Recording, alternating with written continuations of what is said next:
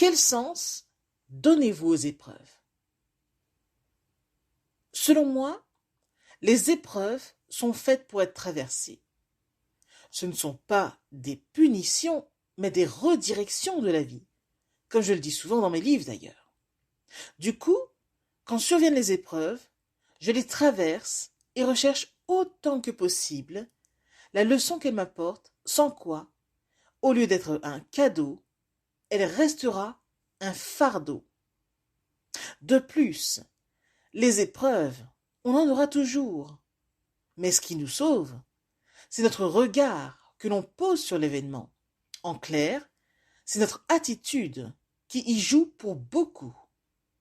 Par conséquent, quand les tuiles de la vie nous tombent dessus, nous avons deux choix, à savoir de ramasser les tuiles et nous bâtir un toit, ou de crouler sous les décombres.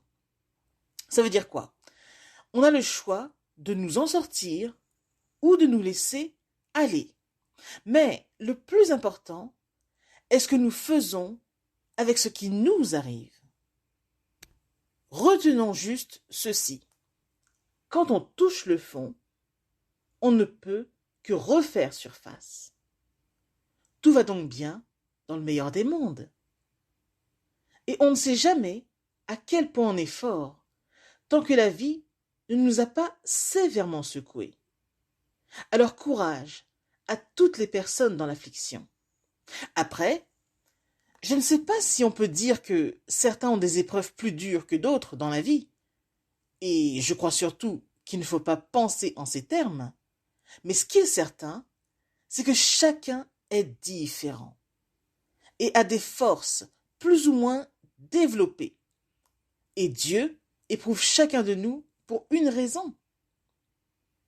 Alors retenez que dans cette école de la vie, chaque épreuve nous forme, nous façonne et enfin nous transforme. Donc, ne boudons pas pour autant les épreuves. Elles nous offrent une occasion de croissance. À retenir. Non, la plupart des épreuves de la vie ne sont pas des condamnations ou autres, mais des tremplins, des moments propices pour faire preuve de résilience. Et finalement, ces épreuves nous apportent tellement qu'elles deviennent des cadeaux divins, nos plus importantes sources de transformation. Alors, quand viennent les épreuves, n'abandonnez pas la partie.